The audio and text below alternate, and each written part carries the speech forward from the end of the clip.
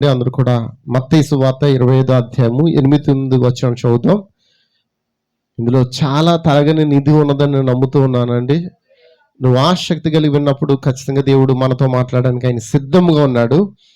మరి ఎవరైనా చదువుతారా? మత్తయి సువార్త 25వ అధ్యాయం 8వ వచనం నేను చదువుతున్నాను, పోనీ వినండి. బుద్ధి లేని ఆ కన్నికలు మా దివిటీలు ఆరిపోచున్నవి కనుక మీ నూనెలో కొంచెం మాకియుడని బుద్ధి గల వారిని అడిగిరి. అందుకు బుద్ధిగల కన్నికలు మాకును మీకును ఇది చాలదేమో, మీరు అమ్మవారి యొద్దకు పోయి కొనుక్కొనుడని చెప్పిరి. దేవునికి స్తోత్రం. చిన్న ప్రార్థన. కృపగల తండ్రి, మహిమగల రాజ్యానికి స్తోత్రాలు. మేము ప్రాముఖ్యమైన సమయానికి వచ్చాం, అది నీ స్వరం వినుటే అన్నది ప్రభా. అయ్యా, మా అపరాధులు మన్నించండి, మా దోషం మన్నించండి ప్రభా. ఈ స్థలమును అభిషేకించమని అడుగుతూ ఉన్నాను. దావిదిగో నాయన, మరొక్కసారి నీ సన్నిధిని మా మధ్యన కనబడినట్లుగా సహాయం దయచేయండి. అయ్యా, నీ ఆత్మ చేత మాతో మాట్లాడండి, నీ బలము చేత మాతో మాట్లాడండి, నీ యొక్క శక్తి చేత మాతో మాట్లాడండి ప్రభా. మేము ఎవరికి ప్రాధాన్యత ఇవ్వట్లేదు, కానీ నీ వాక్యమునికి మేము ప్రాధాన్యత ఇస్తున్నాం ప్రభా. దయతో జ్ఞాపం చేసుకోండి. వాక్యపు వెలుగులోంచి మాతో మాట్లాడండి ప్రభా. వాక్యపు అంతరంగములతో మాతో మాట్లాడండి ప్రభా. దేవా, నీ సన్నిధి మా మధ్య ఉంచమని, నీ కృప మా మధ్య ఉంచమని అడుగుతూ ఉన్నాను. నీ కృపలో మమ్మల్ని జ్ఞాపం చేసుకోమని, దేవా, అలుపును అయోగ్యును ప్రభా, నీ చేసిన చిన్న ప్రార్థన సన్నిధి చేర్చుకోమని యేసుక్రీస్తు నామములో ఈ ప్రార్థన అడిగి వేడుకొంచున్నాము. ఆమేన్, ఆమేన్. దేవునికి స్తోత్రం. హల్లెలూయా. అందరు కూర్చుందామండి. దేవునికి స్తోత్రం.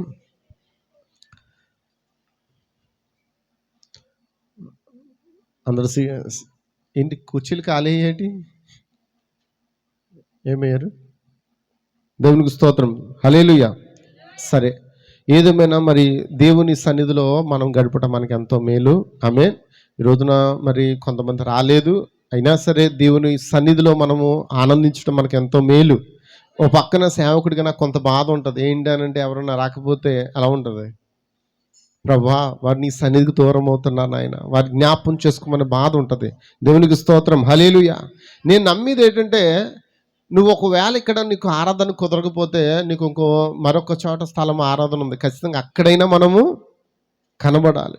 కానీ మొత్తానికి ఆరాధన మిస్ అయితే మరి ఆ వారం అంతా దేవుని కాపుదలు ఎలా పొందుకుంటాం?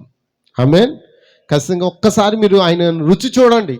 యెహోవా ఉత్తముడని రుచి చూసి తెలుసుకొనిడని ఉంది వాక్యం. హల్లెలూయా. అలాంటి గొప్ప దేవుని మనకు కలుగున్నంత ఎంతో ధన్యులమై ఉన్నాం. ఆమేన్, ఆమేన్, హల్లెలూయా. మీ పర్సనల్స్ అన్ని విడిచిపెడితే దేవుని వాక్యం వైపు మీ దృష్టిని ఉంచమని అడుగుతున్నాను. ఎందుకంటే ఆయన సన్నిధి మన మధ్య ఉందని నమ్మండి. హల్లెలూయా. సరే, మరి ముందుకు వెళ్తూ ఉన్నాను. మరి చూడండి, బుద్ధి లేని ఆ కన్యకలు మా దివిటీలు ఆరిపోచున్నవి కనుక మీ నూనెలో కొంచెం మాకు ఈడని బుద్ధి గలవారిని అడిగి. అందుకు బుద్ధి గల కన్యకలు మాకును మీకును ఇది చాలదేమో, మీరు అమ్మవారి యొద్దకు పోయి కొనుక్కోమని చెప్పారు. మనందరికీ తెలుసు, చాలా రోజులు బట్టి మనం నేర్చుకుంటూ ఉన్నాం. ఈ బుద్ధి గల కన్యకలు ఎంతమంది? మొత్తం టోటల్ మొత్తం 10 మంది ఉన్నారు. ఈ 10 మందిలో 10 మంది కన్యకులండి. ఎవరికి వేలు పెట్టి చూపించడానికి మనం ఎవరు కూడా సరిపోం. ఇంకా చెప్పాలంటే మనకంటే సంఘశాఖలో ఆరాధన చేసేవారే ఇంకా భక్తి పరులు ఉన్నారు, తెలుసండి. ఇంకా ప్రార్థనా పరులు ఉన్నారు, ఇంకా ప్రత్యక్షత కలిగిన వాళ్ళు ఉన్నారు. కానీ దేవుని వాక్యం చెప్తుంది అందరూ కన్యకులే, అందరూ వాక్యము తెలిసిన వారే. కానీ ఆ వాక్యాన్ని ధరించేవారు 5 మాత్రమే. నూనె కలుగున్నవారు 5 మాత్రమే. మనం ఎంత మంచి వారమైనా కావచ్చు, కానీ ఆ ప్రత్యక్షతో కూడిన వాక్యాన్ని మాత్రం మనం కలిగి లేకపోతే మనం వ్యర్థులం. దేవునికి స్తోత్రం, దేవునికి స్తోత్రం. హల్లెలూయా. నేను కొంత మరి మెసేజ్ నేను చదువుకుంటూ ముందుకు వెళ్దాం అనుకుంటున్నాను. నాతో ఎక్కివిస్తారా? హల్లెలూయా. వారిలో 5 ఏముందండి? దీపాల్లో నూనె ఉన్నది. 5 వద్ద నూనె లేదు. నూనె ఉన్నవారు ఎక్కడుంటారంటే, ఆ నూనె అనగా పరిశుద్ధాత్మ. అది కలిగిన వారు ఎక్కడుంటారంటే పెండ్లి కుమారుని వివాహ విందులోకి వెళ్తారు. ఇప్పుడు మనం ఎక్కడికి వెళ్ళాలని ఆశ? ఇప్పుడు మనం విందు తింటున్నాం, ఇది కూడా ఆహారమే, ఇది ఆత్మ సంబంధమైన ఆహారం. ఆమేన్. ఒక రోజున గొర్రె పిల్ల పెండ్లి విందు వివాహం సమయం వచ్చిచున్నది. ఆ విందులోనికి మనం అందరం ఏం చేద్దాం? వెళ్ళాలి. ఆ విందు ఎంతకాలం జరుగుతుంది? బైబిల్ ప్రకారంగా చాలా మంది అంటున్నారు అది 7 ఏండ్ల పెండ్లి విందు అంటున్నారు. 7 ఏండ్ల పెండ్లి విందుకి వెళ్తున్నామా, 3.5 సంవత్సరాల పెండ్లి విందుకి వెళ్తున్నాం మనం? బైబిల్ ఏం చెప్తుంది? చాలా మంది పాటలు పడతాయి, 7 ఏండ్లు మనకు పరిశుద్ధులకు విందవుచున్నది, అవునా? తర్వాత భూమి మీదకి శ్రమకాలం రాబోచున్నది. ఉందా లేదా పాట? ఉందండి. 7 ఏండ్లు పరిశుద్ధులకు విందవుచున్నది, 7 ఏండ్లు భూమి మీదకి శ్రమకాలము. 7 ఏండ్లు కాదండి, 3.5 సంవత్సరాల శ్రమకాలం వస్తే, అలాంటి శ్రమకాలంలో నా సహోదరుడు నా స్నేహితుడు కూడా ఉండకూడదని ప్రవక్త ప్రార్థన చేయమని చెప్పాడండి.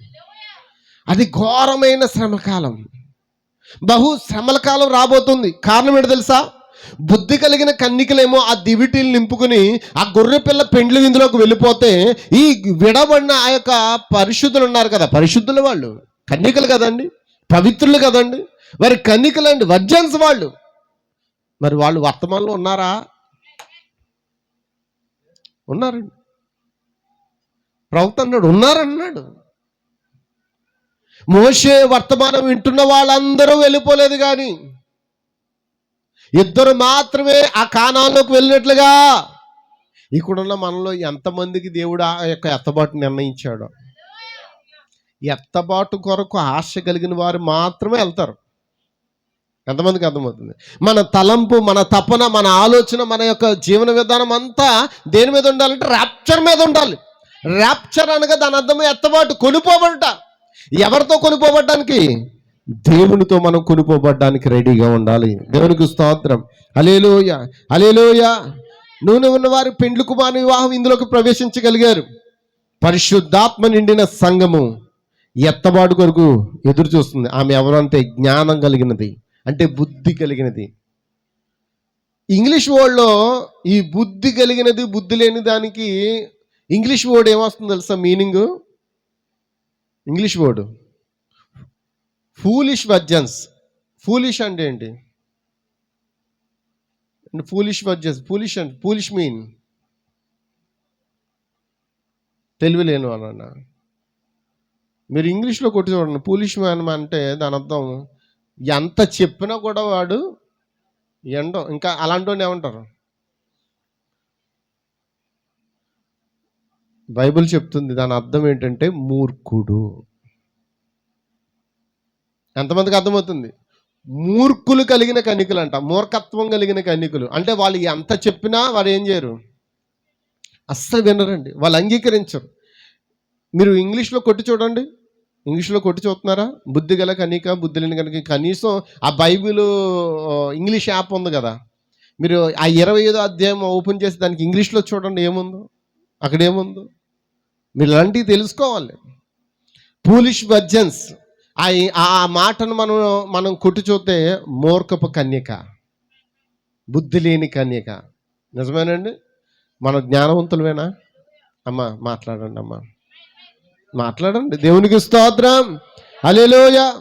జ్ఞానవంతురాలు తన ఇల్లు, 3 రాళ్ళు తన ఇల్లును, 3 రాళ్ళు మూర్ఖురాలు ఒకటే కదా. తన ఇల్లు ఏం చేస్తుంది? ఊడబెట్టుకుంటుంది. హల్లెలూయా. ఇప్పుడు మనం జ్ఞానవంతులుగా ఉండాలని ఎంతమంది కోరుకుంటున్నారు? జ్ఞానవంతురాలు తన ఇల్లును, అవునా అమ్మ చెప్పండి. ఏ ఇల్లు కడతారు? అయితే ఇక్కడ కొంతమందికి సొంత ఇల్లు లేవు, అయితే కట్టలేదనా? కాదండి, కట్టవలసింది ఈ ఆత్మ సంబంధమైన ఇల్లును. నిజమైన జ్ఞానవంతురాలు ఈ ఇల్లును కట్టుకుంటుంది. 3 రాళ్ళు తన ఇల్లును ఏం చేస్తుంది? అది ఇది అని చెప్పి మొత్తానికి ఊడబెట్టుకుంటుంది. అప్పుడు అందులో నివాసం ఉండడానికి ఎవరు వస్తారు? దేవుడు వస్తాడా? దెయ్యం వస్తుందండి, దేవుడు రాడండి. దేవునికి స్తోత్రం. హల్లెలూయా. కాబట్టి పౌలు అంటున్నాడు మిమ్మల్ని 2 కొరింథీయులకు రాసిన పత్రిక 11వ అధ్యాయం 2వ వచనంలో,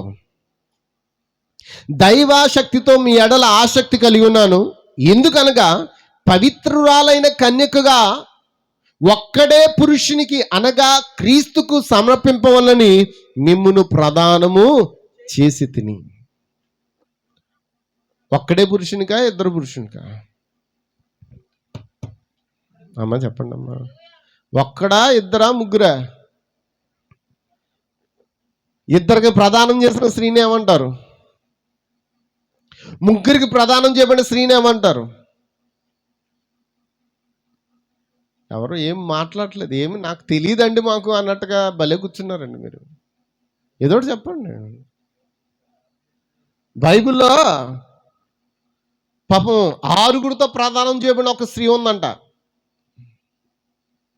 దేవుడు వచ్చి అంటాడు, నీకు 5గురు భర్తలు ఉన్నారు, ఇప్పుడున్నవాడు కూడా నీవాడు కాడు అంటే ఎవరు?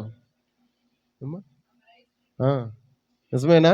దేవునికి స్తోత్రం, దేవునికి స్తోత్రం, హల్లెలూయా. ఎవరు బయట తోశారు?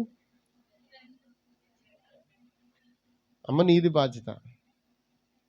అటు కూర్చోపోతే నన్ను అంట కాదు, అర్థమైందా? నీది బాధ్యత. బయటికి పోకుండా ఆపాల్సిన బాధ్యత నీది. ఎంతమందికి అర్థమవుతుంది? ఎవరి పిల్లలు వారి బాధ్యతలు ఇప్పుడు పెట్టుకోకపోతే, సొంటి పిక్కలు పెట్టకపోతే, అర్థమైందా? వాళ్ళ మాట ఇంకా వినరు. అర్థమైందా? మనం చిన్నతనం నుంచి నేను సండే స్కూల్కి వెళ్ళాను కాబట్టే దేవుని భయం ఏంటో అర్థమైంది. సండే స్కూల్కి వెళ్ళకపోతే నేను కూడా ఎలా ఉంటాను? జులైగా తిరుగుతాను. ఎవరైనా సండే స్కూల్ చెప్పొచ్చు కదా చర్చిలో. ఎవరో చెప్పట్లేదు, ముందుకు రావట్లేదు. మేము చెప్తామని అంటే చక్కగా ప్రారంభిస్తాం కదా, ముందు చక్కగా జరిగేది. ఇప్పుడు జరగట్లేదు. ఇప్పుడు చెయ్యండి. ఇద్దరున్నాం అంటే పిల్లలు పెద్దోళ్ళు అయిపోయారు కదా, ఇంకెందుకు సండే స్కూల్ అంటున్నారు? ఇదిగో పిల్లలు పుట్టారుగా. పిల్లలు పుట్టలేదా? ఉన్నారుగా. 4 5 మనం ఏం చేయాలి? చెప్పాలి. వాళ్ళ పిల్లల్ని దేవుని శిక్షలో బోధలో పెంచాలి. దేవుని స్తోత్రం, దేవుని నమ్మకం మహిమ కలుగును గాక. ముందుకు వెళ్దామా? ఎక్కడ చెప్పాను? పవిత్రాలను కనికగా ఒక్కడే పురుషునికి మనం ఏం చేయబడ్డాం? ప్రదానం చేయబడ్డాం. ప్రధానం అంటే తెలుసా? ఆల్రెడీ మన భార్యం. ఎవరికి? గొర్రెపిల్లకి. గొర్రెపిల్ల ఎవరు? ప్రభువైన యేసుక్రీస్తు. గొర్రెలము కాదండి, గొర్రెపిల్ల. గొర్రెపిల్ల భార్యము. ఆమేన్. ఒక్కడే పురుషునికి మనం ప్రదానం చేయబడ్డాం. మనకి దేవుడు ఒక్కడే, మనకి తండ్రి ఒక్కడే, మనకి పురుషుడు ఒక్కడే, మనకి 2 లేరు. మనము ఆయన రక్తము చేత కొనబడిన సంఘముగా ఉన్నాం. ఆయన రక్తము చేత కొనబడిన వధువుగా ఉన్నాం. ఆమేన్. ఆయన పెండ్లి కుమార్తెగా, ఆయన గొర్రెపిల్ల భార్యగా మనం ఉన్నాం.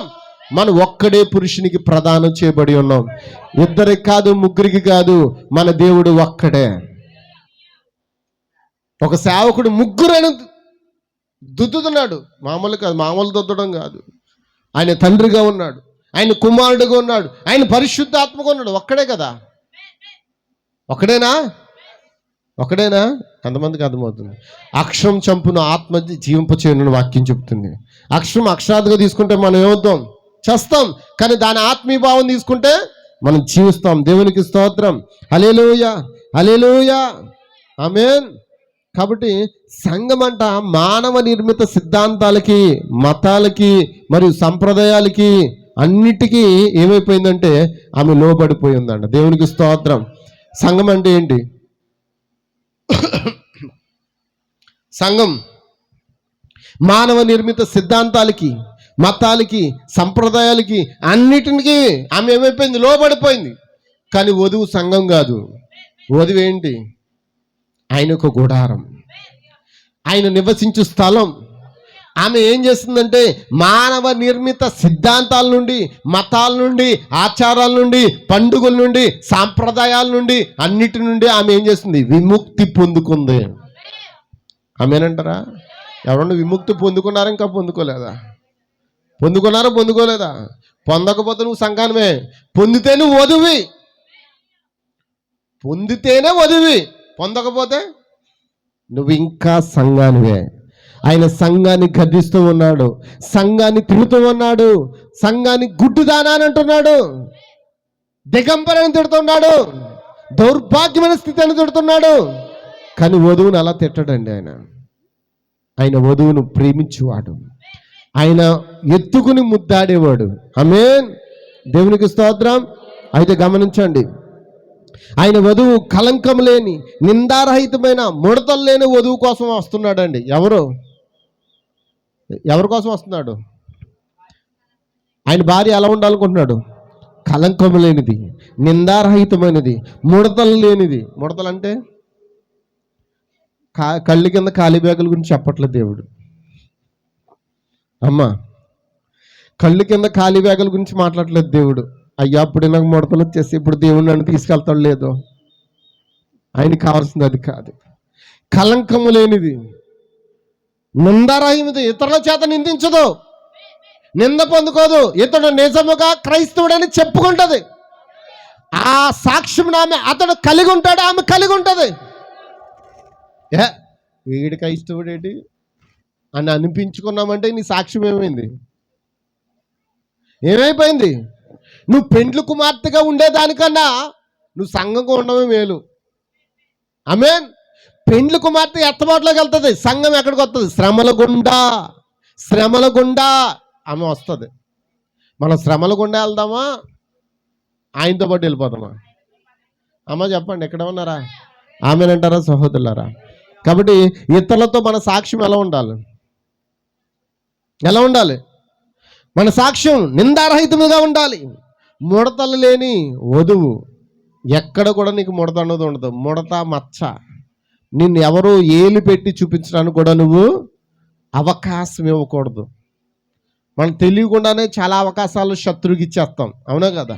తెలియకుండానే మన గురించి మాట్లాడుకున్నట్లుగా మన ప్రవర్తన ఉంటుంది. కొంతమంది అనుకుంటారు, నన్ను అనుకుంటే నా గురించి ఏంటి అనుకొని నాకేంటి, నన్ను దేవుడు చూడట్లేదా? దేవుడు ఎక్కడి నుంచి వస్తాడు? దేవుడు ఎక్కడి నుంచి మాట్లాడతాడు? ఆమేన్. ఆయన కళ్ళు ఎక్కడున్నాయి? ఆయన కళ్ళు భూమి మీద లేవా? ఆయన కళ్ళు ఇక్కడ లేవా? ఆయన ప్రవక్తలు ఆయనకు కళ్ళు అయి ఉన్నారంట. ఆమేన్. మనం ఆయనలో భాగమే లేవా? మన సహోదరులతో ఏలెత్తి చూపించుకున్నట్లుగా మన జీవితాలు ఉండకూడదని ఆమె నిజమైన ముడత లేని, మచ్చలేని, కలంకం లేని ఆయన వధువుగా ఉంటుందని వాక్యం సెలవిస్తుంది. దేవుడు ఎన్నిసార్లు భూమి మీదకి వస్తాడు? 3 సార్లు భూమి మీదకి వస్తాడు. మరి చాలాసార్లు వచ్చాడే? ఎంతమందికి అర్థమవుతుంది? దేవుడు చాలాసార్లు వచ్చాడా? ఏదైనా తోటలో ఆదాము దగ్గరికి అనేక సార్లు చల్లపోట్లు వచ్చి ఆయన మాట్లాడుతూ ఉన్నాడు. వారు పడిపోయినప్పుడు కూడా ఆయన వచ్చాడు. అది వచ్చినప్పుడు ఆయన ఎన్నిసార్లు భూమి మీదకు అన్నిసార్లు ఆయన రాకడవుతుందా? ఆమేన్. దేవునికి స్తోత్రం. హల్లెలూయా, హల్లెలూయా. ఆయన అనేక సార్లు వచ్చాడండి. అబ్రాహాముతో మాట్లాడడానికి వచ్చాడు, అబ్రాహాముతో నేరుగా దర్శించడానికి వచ్చాడు, అబ్రాహాము ఇంట భోజనం చేయడానికి వచ్చాడు. అది కూడా రాకడేనా? మాట్లాడాలి పల్లరా. హల్లెలూయా. మోషేతో మాట్లాడడానికి పొదలోకి దిగొచ్చాడు, మోషేతో మాట్లాడడానికి సియోను కొండ మీద దిగొచ్చాడు, యెహోషువతో మాట్లాడడానికి దూసన ఖడ్గం చేత పట్టుకుని వచ్చాడు. ఆమేన్. ఇవన్నీ రాకళ్ళేనా? కాదండి. ఆయన తన ప్రజలతో మాట్లాడే దేవుడు. ఎబ్రీ పిల్లల కోసం ఆయన అగ్నికొండలోకి దిగొచ్చాడు, దానియేలు కోసము సింహాల బోన్లోనికైనా దిగొచ్చాడు. నిజమేనా? దేవునికి స్తోత్రం. ఎన్నిసార్లు వచ్చాడు ఆయన భూమి మీదకి? అనేక సార్లు వచ్చాడు. కానీ బైబిల్ చెప్తుంది మనకి ప్రాముఖ్యమైన 3 రాకళ్ళు ఉన్నాయి. ఏమండి? ఎన్ని రాకళ్ళు?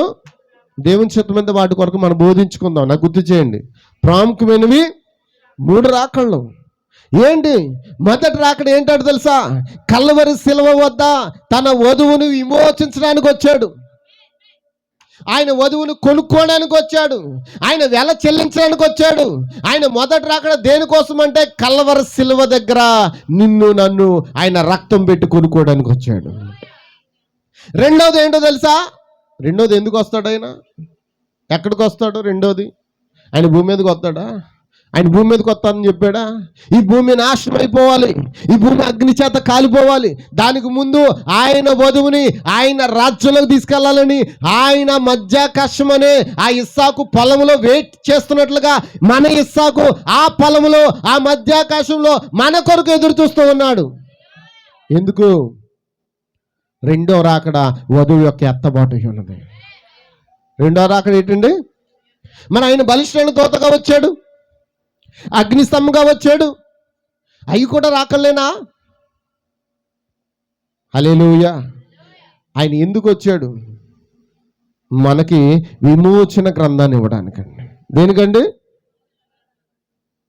ఈ విమోచన గ్రంథం లేకపోతే నీవు నేను ఎత్తబడమని ఆయన ముందుగానే ప్రకటన గ్రంథం 5వ అధ్యాయంలో రాయబడి, లోపల బయట రాయబడి, ముద్ర వేయబడి, సీల్ చేయబడి, ఎవరు విప్పలేకుండా ఉన్నప్పుడు యోహాను ఏడుస్తూ ఉన్నాడు. పెద్దల్లో ఒకడు వచ్చి అంటున్నాడు, ఆ సింహాసనం మీద ఆసీనుడైన వాడు, ఆయన కుడి చేతిలో విప్పబడిన ఆ గ్రంథమును ఇప్పుడుకు శక్తి కలిగిన వాడు, ఈ గ్రంథాన్ని విప్పడానికే దేవుడు ఈ భూమి మీదకి వచ్చి ఆయన రక్తాన్ని కార్చాడు. ఈ గ్రంథమును పట్టుకున్నప్పుడు కూడా ఆ చేతిలో ఏముందంట? రక్తం ఉంది. రక్తంతో కూడిన ఆ యొక్క గ్రంథాన్ని పట్టుకుని ఏం చేశాడు? గొర్రె పిల్ల భార్యను విమోచించడానికి ఆ గ్రంథమును తెరిచాడు. తెరిచి ఏం చేశాడు? ఆ ప్రకటన గ్రంథంలో విప్పబడిన గ్రంథముతో ఆయన దిగొచ్చి ఉన్నాడు.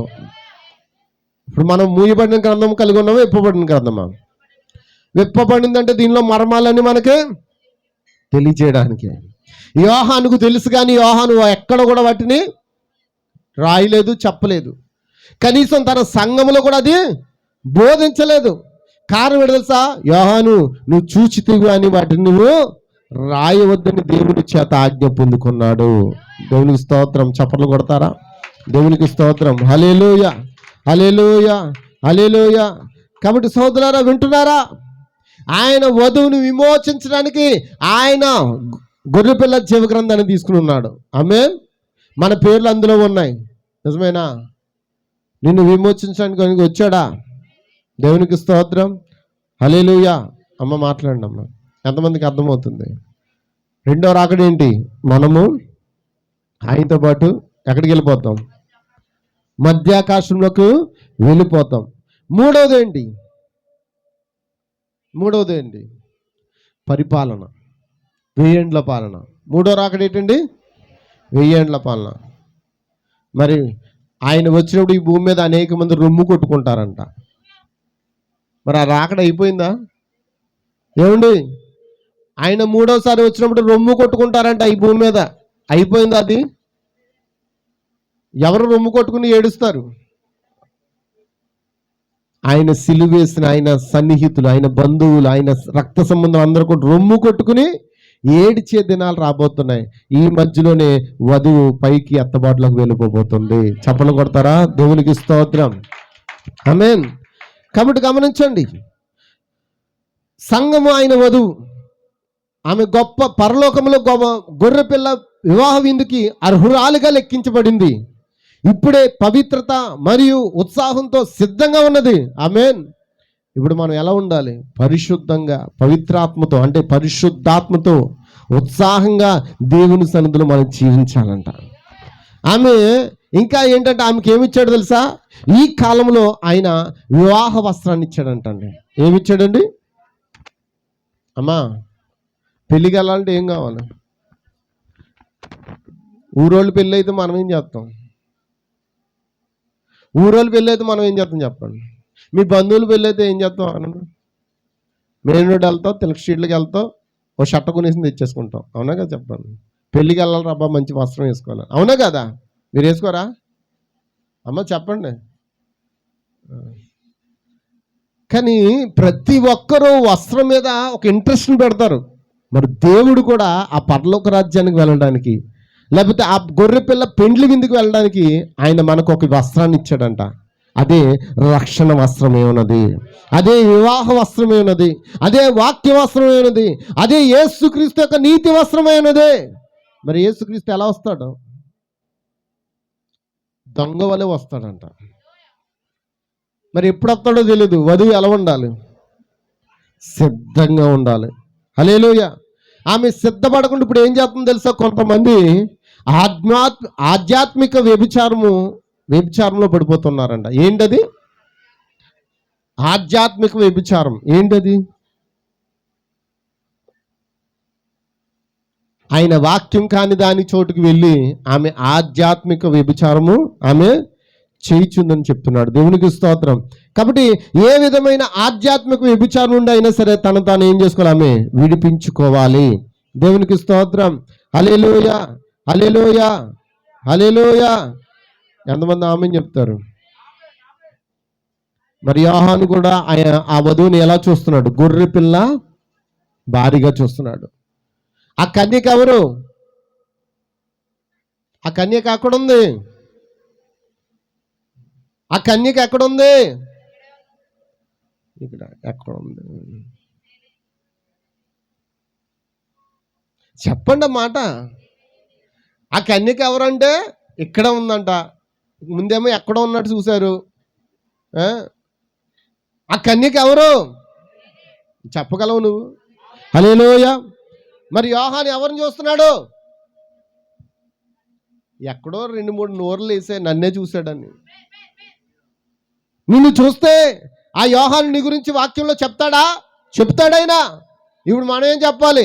ఆత్మయు పెండ్లు కుమార్తెయు రమ్మును చెప్పుచున్నారు. మనం కూడా ఏం చేయాలి? దాహం కొనుక్కుని వాడిని ఏం చేయాలి? వచ్చి ఉచితంగా ఏం చేయాలి? జీవజలము ఉచితంగా పుచ్చుకొని వాళ్ళ దేవునికి స్తోత్రం. హల్లెలూయా. అందుకే ఆ ప్రకటన గ్రంథం 19:7 అన్నాడు, ఆయన స్తుతించుడి, గొర్రె పిల్ల వివాహ సమయం వచ్చినది, ఆయన భార్య తన్ను తాను సిద్ధపరచుకుని ఉన్నది. కొంతమంది ఆమెన్ అంటారు. ఆయన భార్య తన్ను తాను.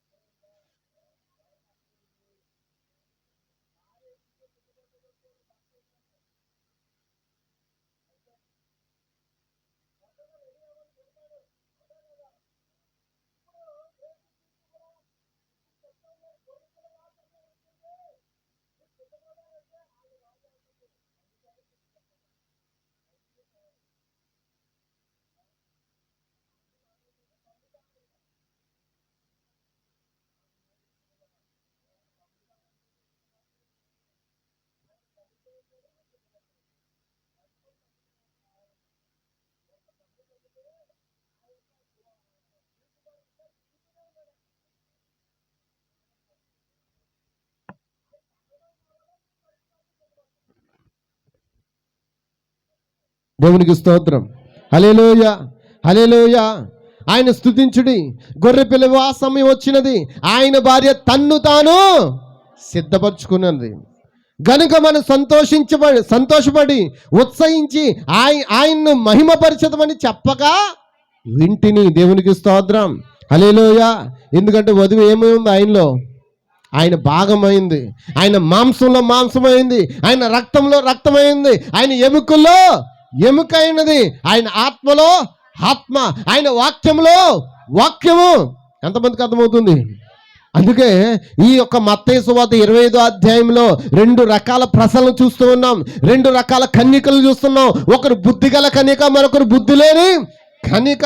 ఒక ఆమె ఎలా ఉందో తెలుసా? ఇక్కడ అంటున్నాడు, ప్రవక్త చెప్తున్నాడు, ఒకటి నిదానంగా మరియు గోరువెచ్చగా ఉందంట. ఎలా ఉంది? నిదానంగా.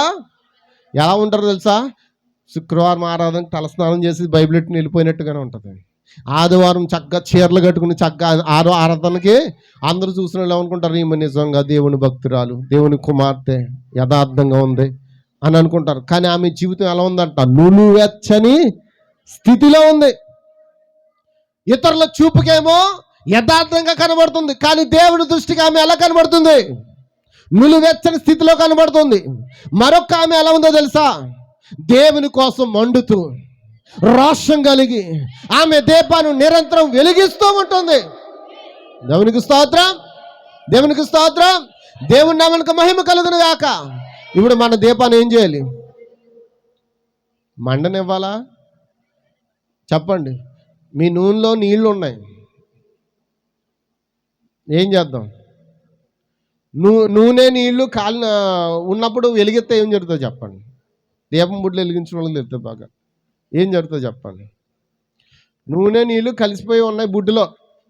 ఇప్పుడు దాన్ని వెలిగించారు. అమ్మా కేసుకూరలో వెలిగించాం కదా, ఏమైంది? ముందు వెలుగుతుంది, మధ్యలో ఏముంటుంది? చిట్టపటలాడుతుంది, మళ్ళీ ఆరిపోతుంటుంది, మళ్ళీ వెలిగిస్తుంటే మళ్ళీ చిట్టపటలాడుతుంది. కారణం ఏంటంటే నూనె నీళ్ళు మిక్స్ అయిపోయి, లోకము వాక్యము మిక్స్ అయిపోయింది. ఎంతమందికి అర్థమవుతుంది? కొంతమంది జీవితాలు అలాగే ఉంటాయి. కొంతమంది ఎలా ఉంటారో తెలుసా? దేవుని సన్నిధిలో అప్పుడప్పుడు టప్ టప్ పేలిపోతుంటారు, వెలిగిపోతుంటారు. నేను ఉన్నాను రా అనుకుంటాం. ఒకేసారి ఏమవుతుంది? బాంబు పేలినట్లుగా ఆరిపోద్ది. ఆరిపోయినప్పుడు ఏమవుతుంది చెప్పండి అమ్మ, చెప్పండి. చిటపట్లు ఉన్నప్పుడేమో నేనే వెలుగుని, నేనే వధువుని అనుకుంటూ టప్ టప్ పేలిపోద్ది. అంతే, వెలిగిపోయి ఏమవుతుంది? ఈ నూనె నీళ్ళు కలిసిపోయిన సంగతి పాపం ఆ దీపానికే తెలీదు. ఆ సిమ్లీకి లోకము వాక్యము కలిసిపోయిందన్న సంగతి తెలీదు. అది వెలిగిపోతుంది కానీ చిటపట్లు ఆడేస్తుంది. చిటపట్లు ఆడినప్పుడు వెలుగు ఎలా వస్తుందో తెలుసా? చెప్పండి అమ్మా. నిదానంగా వస్తుందో వెలుగు?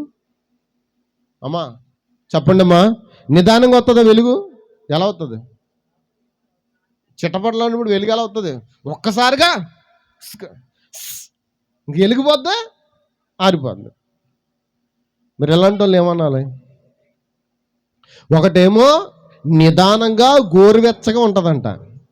ఎలుగుదాములే ఆ నూనె ఉంది కదా, ఎలుగుదాములే అనుకుంటుందంట. నూనె అయిపోతున్న సంగతి మాత్రం పట్టించుకోవట్లే. ఒకటేమో నేను మండుతాను, నిత్యము మండుతాను, నా క్రీస్తు కొరకు నేను నిత్యము మండుతూనే ఉంటాను అన్నట్టుగా ఉంటుందంట. మరొకటి ఏంటంటే నీళ్లు నూనె మిక్స్ అయిపోయి ఎలా ఉంటుంది? చిటపట్లు ఆడుతూ ఉంటారు అన్నమాట. ఇంకా నా తర్వాత ఇంకెవడో లేడు, నేను ఒక్కడే అన్నట్టుగా వెలిగిపోతుంటారు, పేలిపోతుంటారు. తర్వాత ఏమైపోతారు? ఒత్తి ఆరిపోయిన తర్వాత ఒత్తి అంతా ఏమైపోద్ది? మసెట్ అవుతుంది. ఆ ఒత్తిని ఏం చేయాలి? కత్తిరించాలి. కత్తిరించకపోతే ఎలాగదండి. మళ్ళీ ఆ నూనె నీళ్ళని ఏం చేయాలి? డివైడ్ చేయాలి. నిజమేనా? డివైడ్ చేయడం మన పని అవుతుందా? ఒకవేళ కడిగేస్తారా? కడిగేసిన పని చేయదు. అది ఏం చేయాలి?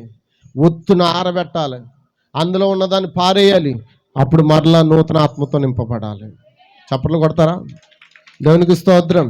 హల్లెలూయా, హల్లెలూయా. కాబట్టి గమనిస్తూ ఉన్నారా? మరొకటి, దేవుని కోసం మండుతూ ఆమె దీపం నిరంతరము వెలుగుతూనే ఉంటుంది. నూనె ఏమి సూచిస్తుంది? పరిశుద్ధాత్మను సూచిస్తుంది. ఆమేన్, ఆమేన్. ఆయన క్రీస్తు, ఆయన వధువులో వెలుగుగా ఉన్నాడు. కాబట్టి వెలుగులో నడవడానికి ఆమెకి నేడు నూనె చాలా అవసరమైనది. మనందరికి నూనె అవసరమేనా? ఎవరు మాట్లాడలేదు, మీకు వద్దనుకుంటా నూనె. దేవునికి స్తోత్రం. హల్లెలూయా. దీపాల్లో నూనె కావాలని ఎంతమంది అడుగుతూ ఉన్నారు? హల్లెలూయా, హల్లెలూయా, హల్లెలూయా. గమనించండి, ఇప్పుడు మనకి ప్రవక్త యొక్క పరిచర్య ఎందుకు అవసరం? ఎందుకు అవసరం అండి? ప్రవక్త యొక్క పరిచర్య ఎందుకు అవసరం చెప్పాలి. మీరు ఎవరు మాట్లాడకూడదు, నేనే ఆమెనని చెప్తాను, గాడ్ బ్లెస్ యు చెప్పేస్తాను. చెప్పండి అమ్మా, అవసరమేనా? దేనికి అవసరం? ఇదిగో పెండ్లి కుమారుని చెప్పడానికి ఒక స్వరం మనకే అవసరం, మన సిద్ధపరచడానికి ఒక అవసరం ఉన్నది. ఆమేన్. చూడండి, రెబెకాను సిద్ధపరచాలంటే ఎవరు అవసరం కావాలి? చెప్పండి అమ్మా. ఎలియాజరు కావాలా? ఎవరు మాట్లాడలేదు. యేసుక్రీస్తుకి నీకు మధ్యవర్తి ఉండాలా?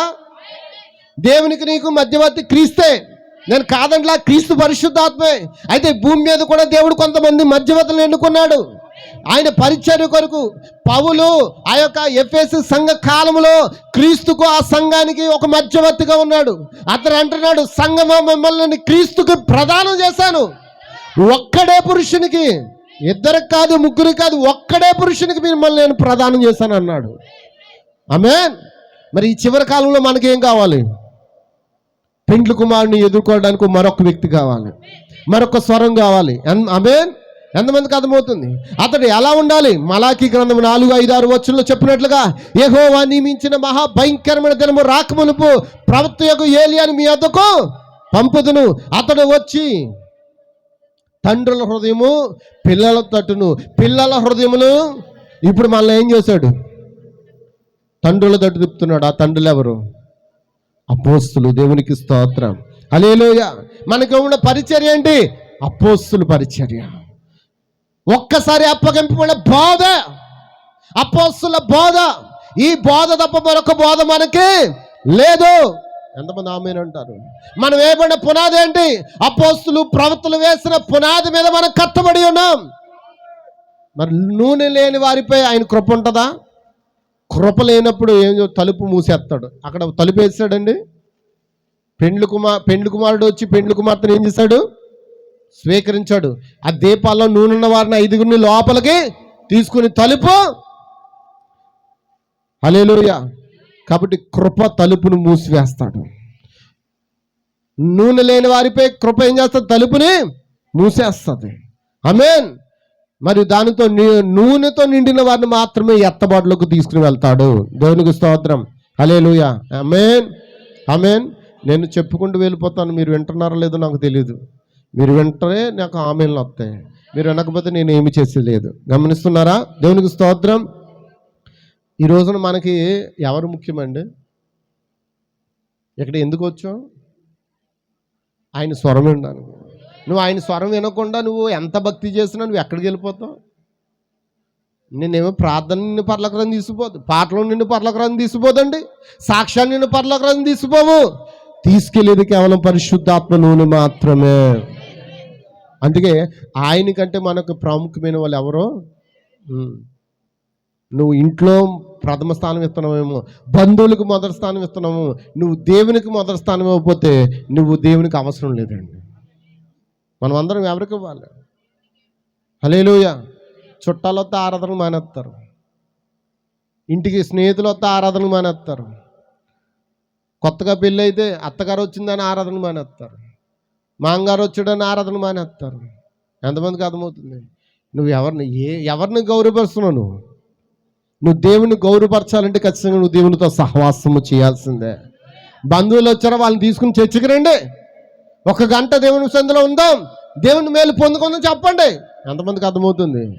బుద్ధి లేని కన్నికల వల్ల మన జీవితంలో అలాంటి కార్యాలు జరగకూడదని కోరుకుంటూ ఉన్నాను. దేవునికి స్తోత్రం. హల్లెలూయా. బుద్ధిహీన కన్నికలు తమ జీవితాల్లో పరిశుద్ధాత్మ బాప్తిసం కోసం ప్రయత్నిస్తూ ఉండగా క్రీస్తు మరియు నిజమైన వధువు పరలోక రాజ్యంలో అన్నిమూలలో ఉండబోతూ ఉంది. దేవునికి స్తోత్రం. అక్కడ మన వాక్యం చదువు గుర్తుందా? మీ దగ్గర ఉన్న నూనె కొంచెం మాకు ఇవ్వండి అంటే వాళ్ళు ఏమన్నారు? ఇది మీకు మాకు సరిపోదు, అమ్మవారి దగ్గర పోయి కొనుక్కోమనే లోపల కొనుక్కోవడానికి వెళ్ళగానే ఏమైంది? అప్పుడు సిద్ధపడుతున్నారండి. ఎప్పుడండి? ఎప్పుడు సిద్ధపడుతున్నారు? సమయం ఉన్నప్పుడు కాదు, సిద్ధపడలేదు వాళ్ళు. సమయం ఇచ్చినప్పుడు సిద్ధపడలేదు. దీపాలు సిద్ధపరిచే సమయం ఉంటగానే దీపాలు సిద్ధపరచాలి. ఆయన వచ్చి రాప్చర్ చేసినప్పుడు, ఎత్తబాటు అయిపోయిన తర్వాత అప్పుడు ఏం చేస్తున్నారంట? ఏం చేస్తున్నారమ్మా? చెప్పాలి. మనం ఎవరికి ప్రథమ స్థానం ఇస్తున్నాం? అప్పుడు సిద్ధపడడానికి వెళ్తున్నారంట, అప్పుడు కార్యాలు చేయడానికి వెళ్తున్నారంట. దేవునికి స్తోత్రం. బుద్ధిహీన కన్నికలు తమ జీవితాల్లో దేవునికి ప్రథమ స్థానం ఇవ్వకుండా వాళ్ళు ఏం చేస్తున్నారు? ఆయన అవమానపరుస్తూ ఉన్నారంట, ఆయన అవహేళన చేస్తూ ఉన్నారంట. హల్లెలూయా. కాబట్టి పరిశుద్ధాత్మ బాప్తిస్వం కోసం అప్పుడు ప్రయత్నం చేస్తే ఏమైనా ఉపయోగం ఉందా? ఎప్పుడు చేయాలి? క్రీస్తు మన కొరకు రాబోతున్న దినాల్లోనే మనం ఏం చేయాలి? పరిశుద్ధాత్మ కొరకు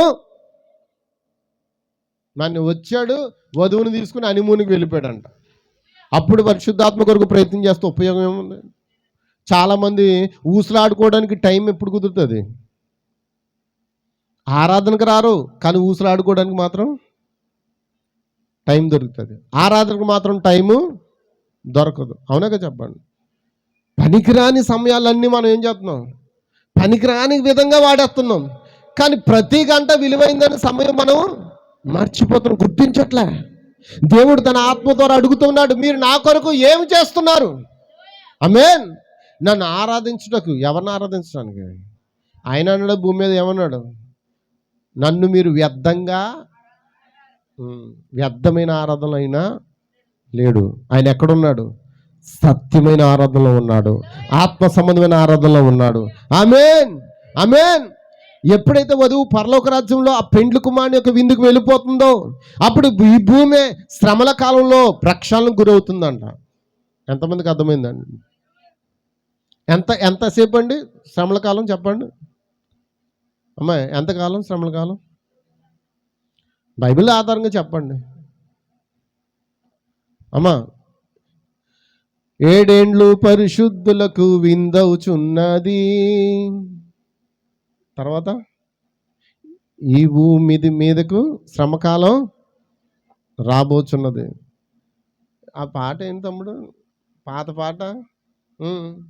యేసు రాజుగా వచ్చుచున్నాడు, భూలోకమంతా తెలుసుకుంటారు.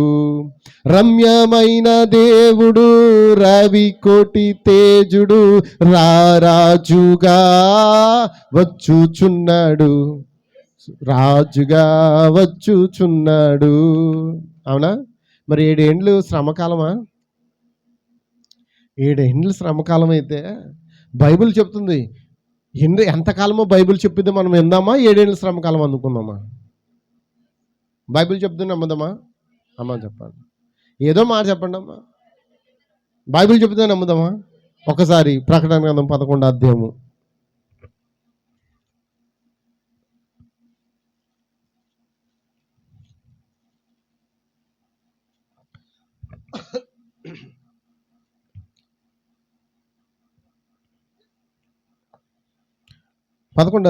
చదవండి అమ్మా మొదటి నుంచి. మరియు ఒకడు చేతికర్ర వంటి కొలకర్ర నాకు ఇచ్చి, 11వ అధ్యాయం ప్రకటన గ్రంథం 11వ అధ్యాయం. మరియు ఒకడు చేతికర్ర వంటి కొలకర్ర నాకు ఇచ్చి, నీవు లేచి దేవుని ఆలయమును బలిపీఠమును కొలత వేసి ఆలయములో పూజించు వారిని లెక్కబెట్టము. ఆలయమునకు వెలుపటి ఆవరణము కొలత వేయక విడిచిపెట్టుము, అది అన్యులకి ఇవ్వబడును. వారు 42 నెలలు పరిశుద్ధ పట్టణమును కాలితో త్రొక్కుదురు. ఎంత అంటండి? 42 నెలలు అంటే లెక్కేసేయండి టప్ టప్.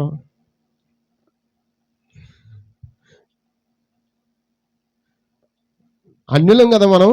మనకి పరలోక రాజ్య పట్టణం మనకి ఇవ్వబడింది కదా. 42 నెలలు, 3 సంవత్సరాలు, 3 12 36, ఇంకా 6 నెలలు కలుపుకోండి. ఎంత సరిపోయిందా? 36 4 ప్లస్ 2 ఎంత? 42 నెలలు సరిపోయిందా అమ్మా? ఏమన్నా మాట్లాడండి అమ్మా, సరిపోయిందా? 3.5 సంవత్సరాలు అక్కడ మనం ఏం చేస్తాం? ఆ పరిశుద్ధ పట్టణాన్ని ఏం చేస్తాం? కాలుతో త్రొక్కుతాం. మరి కింద మీకు 42 అర్థం కావట్లేదని దేవుడు ఏం చేశాడు? దినాలు కూడా ఇచ్చాడు. మరి దినాలు ఈజీగా ఉంటాయా? నెలలు ఈజీగా ఉంటాయా? అమ్మ చెప్పండి. మరి దినాలు కూడా ఇచ్చాడు లెక్క. చూద్దామా? చూడండి. నేను నా 2 సాక్షులను అధికారం ఇచ్చదును, వారి గోనుపట్ట ధరించుకుని 1260 దినములు ప్రవచింతురు. ఎంత అంట? ఎక్కడికి వస్తారు వీళ్ళు? 1260 దినాలు భూమి మీదకి వస్తారు, మధ్యాకాశంలోకి. 2 సాక్షులు ఎక్కడికి వస్తారు? ఎవరు 2 సాక్షులు? మోషే, ఏలియా. ఆ పరిచర్లకు మీరు ఆ వాక్యం అంతా చదివితే ఆ 11వ అధ్యాయం మీకు అర్థమైపోతుంది వాళ్ళు ఎవరు. హల్లెలూయా. ఎంతమందికి అర్థమవుతుంది? 1260 దినాలనా? 1260 దినాలు వేసుకోండి. సంవత్సరానికి ఎంత వేసుకుంటారు? నెలకు మాత్రం 30 దినాలే. గుర్తుపెట్టుకోండి. యూదుల క్యాలెండర్ ప్రకారం, బైబిల్ క్యాలెండర్ ప్రకారం నెలకి ఎన్ని నెలలు, ఎన్ని రోజులు? 30 రోజులు మాత్రమే. అలా లెక్కేసుకున్న కంపల్సరీ 3.5 సంవత్సరాలు వస్తుంది. మరి ఏమన్నారు పాటలు? మరి పెంతెకొస్తు వారు ఏమి రాశారు? యేసు రాజుగా వచ్చుచున్నాడు అని అంటే 7 ఏండ్లు మనకి విందు అవుతుందంట. 7 ఏండ్లు వద్దులు కానీ 3.5 సంవత్సరాలు మనం అక్కడ ఉంటాం. 3.5 సంవత్సరాలు భూమి మీద ఏంటి? శ్రమల కాలం. తర్వాత మళ్ళీ యుద్ధం. ఆమేన్. తర్వాత కొత్త ఆకాశం, కొత్త భూమి. ఆ తర్వాత వధువు నిత్యము ఆ ఏదోలో ఉంటాం. ఇవన్నీ కూడా ఏంటి? ఆ ఎత్తబాటు తర్వాతే ఇవన్నీ మనం పొందుకోబోతున్న కార్యాలయం ఉన్నాయి. దేవునికి స్తోత్రం. హల్లెలూయా, హల్లెలూయా. ఎంతమందికి అర్థమవుతుంది? కాబట్టి బుద్ధి గల కన్యక ఏం పోగొట్టుకోకూడదు, ఎత్తబాటు అనేది. అమ్మా చెప్పండి అమ్మా, మీరు చెప్పండి చెప్పండి చెప్పండి అనేటప్పటికి నా టైం అంతా అయిపోతుంది. చెప్పండి అనేటప్పటికే టైం అంతా అయిపోతుంది. చెప్పండి. నిజమైన మనం ఏం పోగొట్టుకోకూడదు. హల్లెలూయా. ఈ భూమి శ్రమల కాలంలోకి వెళ్ళిపోతుంది. ఆమె 3.5 సంవత్సరాలు ఆ యొక్క తీసివేయబడుతుంది. ఈరోజు అన్ని బుద్ధిహీన కన్యకులు నూనె కోసం వెతుకుతున్న అత్యంత క్లిష్టమైన గంట. ఎంతంట? 1 గంట. సమయం ఉన్నప్పుడేమో సిద్ధపడలేదు, సమయం లేనప్పుడు ఏం చేస్తున్నారు? సిద్ధపడడానికి ప్రయత్నాలు చేస్తున్నారు బుద్ధిహీన కన్యకులు. హల్లెలూయా. అంటే ఇప్పటికీ వారి మత శాఖలకు చెందినవారు, మరియు వారి భాషలతో మాట్లాడగలరు, అరుస్తూ ఆత్మలో నృత్యం చేయగలరు, మరియు ఆధ్యాత్మిక పునర్జీవం కొరకు వాళ్ళు చాలా ప్రయత్నాలు చేసేవారు. మరియు నేడు అలాంటి వారు ఎలా ఉన్నారంట? ఆ యొక్క ర్యాప్చర్ను పోగొట్టుకుంటూ ఉన్నారంట. కానీ జ్ఞానవంతులైన కన్యకులు, బుద్ధిగల కన్యకులు ఆ యొక్క ఎత్తబాటు కోసం అవసరమైన నూనెని ఇప్పటికే కలిగి ఉన్నారనే వారికి తెలియదు. మనం ఇప్పటికే అమ్మా ఎలా కలిగి ఉన్నారు? నూనెను ఎలా కలిగి ఉంటారు చెప్పండి? ఏమంటే నూనె ఎలా కలిగి ఉంటారండి? నూనె ఎక్కడ అమ్ముతారో అక్కడ కొనుక్కోమన్నారు కదా. ఇప్పుడు మీరు ఎక్కడికి ఎందుకు వచ్చారు? ఆ నూనె ఇచ్చే స్థలంలోకి వచ్చారు మీరు. ఆ నూనె అంటే ఏంటి? పరిశుద్ధాత్మ. ఆ పరిశుద్ధాత్మ అంటే ఏంటి? ఈ గడియకు పంపబడిన వర్తమానమై ఉన్నది. మీరు వారం వారం వింటూ, వారం వారం సిద్ధపడుతూ ఆ బుద్ధిగల కన్యక ఆ నూనెను ఏం చేస్తుంది? ఆ ఎత్తబాటుకు కావలసిన విశ్వాసాన్ని పొందుకుంటుంది. ఆమె ఆ దీపాల్లో ఆ నూనెను సంపాదించుకుంటుంది. బుద్ధిహీనమైన కార్యాలు చేయడానికి ఆమెకు ఇష్టపడలేదు. ఆ మత సంబంధమైన కార్యాలకు ఆమెకు దూరట్లేదు. ఆమెకు ఎటువంటి సంబంధము లేదు. దేవునికి స్తోత్రం. హల్లెలూయా, హల్లెలూయా. ఆమె అవసరమైన నూనెని ఇప్పటికే కలిగి ఉన్నదన్న సంగతి ఆమెకు తెలీదు, మనకి తెలీదు. ఎంతమందికి అర్థమవుతుంది? ఈ నూనె వారి కేకలు. ఏం కేక అది? ఇదిగో పెండ్లి కుమారుడు, అతను ఎదుర్కొన్న రెండోని కేక వినగానే ఆ ముగింపు కాల సందేశం ద్వారా ఆమె ఏం చేస్తుంది? ఆ ఎత్తబాటును పొందుకుంటూ ఉంది. ఆమేన్. ఇది దేవుని దాచిన రహస్యాల గురించి వారికి స్పష్టమైన అవగాహన ఇచ్చింది. ఆమేన్. ఇది వారికి ఎత్తబడే విశ్వాసం ఇస్తుంది. ఏంటది? ఈ కాలపు వర్తమానమే ఉంది. అమ్మ వింటున్నారా? ఈ వర్తమానం ఏం చేస్తుంది? ఎక్కడ తీసుకెళ్తుంది? ఎత్తబడే విశ్వాసంలోనికి తీసుకెళ్తుంది. ఆమె దాచబడిన మర్మాలు వింటది. ఆమె దాచబడిన రహస్యాల గురించి తెలుసుకుంటుంది. హల్లెలూయా. ఆమె విశ్వాసాన్ని పొందుకుంటుంది. ఆమె పరిశుద్ధాత్మ యొక్క నిజమైన బాప్తిసాన్ని పొందుకుంటుంది. ఎత్తబాటు జరిగిన తర్వాత శ్రమల కాలం ప్రారంభమైనందున తాము వెనకబడిపోయామని అప్పుడు బుద్ధి లేని కన్యకులు గ్రహిస్తారు. ఎప్పుడు గ్రహిస్తారు? ఎప్పుడైతే దేవునితో ఎత్తబాటు అయిపోయిందో అప్పుడు తెలియదు అంట. ఎత్తబాటు అయిపోయిన వెంటనే తెలిసిపోద్దండి? తెలిసిపోద్దా? వెంటనే తెలియదండి. ఇక్కడ కొంతమంది, అక్కడ కొంతమంది, అక్కడ కొంతమంది, అక్కడ కొంతమంది మిస్సింగ్ అయిపోయారని తెలుస్తుంది. మిస్సింగ్ కేసెస్ నమోదవుతాయి. అవునా? త్వరలో నా బోర్డు అక్కడ పెడతారు, మిస్సింగ్ కేసు.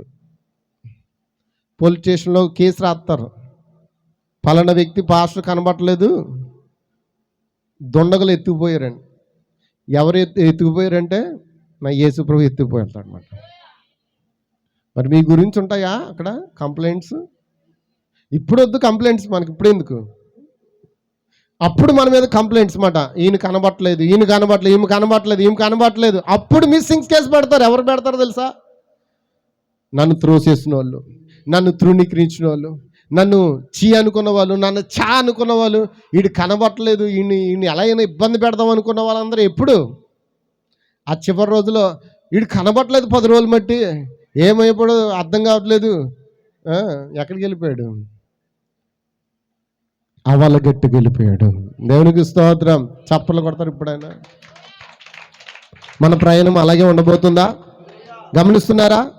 అయితే గమనించండి, ఈ ర్యాప్చర్ జరిగిన తర్వాత శ్రమల కాలం ప్రారంభమైన తాము వెనకబడిపోయామని అప్పుడు అర్థమవుతుందంట. ఎవరికి? బుద్ధి లేని కన్నికలు మృగం యొక్క గుర్తు పొందాలా లేదా అనేది వారి విశ్వాసం కోసం చనిపోతారంట. మృగం యొక్క ముద్రను పొందరంట.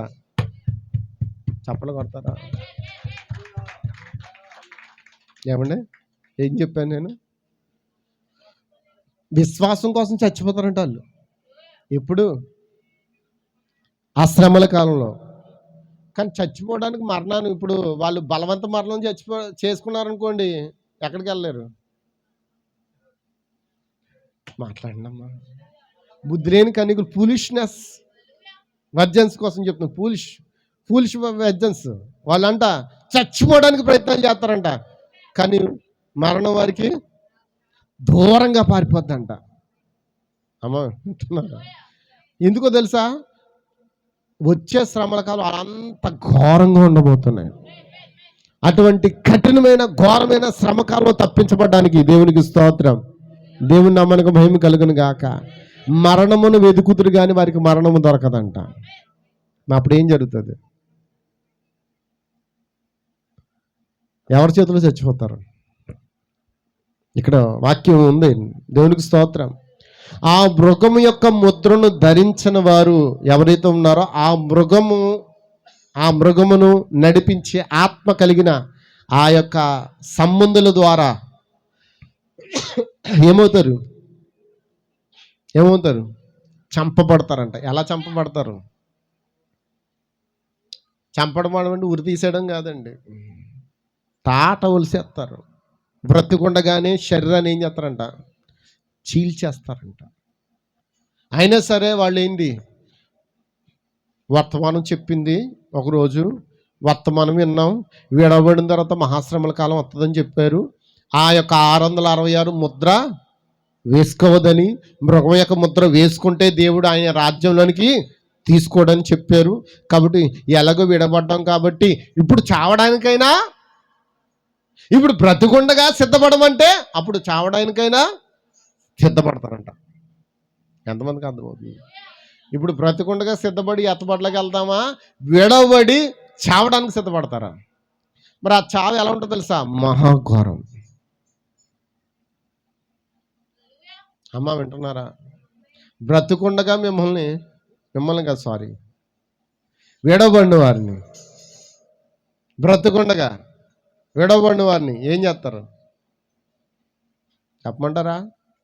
చాలా ఘోరమైన చావులు ఉన్నాయండి. అలాంటి మరణాలు తప్పించుకోవాలంటే ఇప్పుడే సమయం. మీ దీపాలు ఏం చేస్తారు? చాలా భయంకరమైనవండి. ఒక పెద్ద అప్పుల్లో మరణాలు. ఎందుకంటే యూదులకి ఏదైతే మరణ విధిని విధించారో వేడవబడిన ప్రజలకు కూడా, ఎంతమందికి అర్థమవుతుందండి? ఒక పెద్ద లోహం లాంటి దాన్ని తీసుకుని దానికి ఒక గొట్టం తగిలిస్తారంట. అందులో ఆ మనుషుల్ని వేసేసి కింద మంటాడతారంట. ఏమవుతుంది అప్పుడు? ఏమవుతారు? అందులో చావలేక నువ్వు నన్ను చంపు, నేను నిన్ను చంపుతాను అనడానికి కూడా అవకాశం లేక వాళ్ళు అందులోనే కాలి అరుస్తుంటే ఆ కేకలు అంటే ఎవరికి వినబడతాయంట? విడవబడిన కన్నికలు వింటారంట ఆ మాటలు.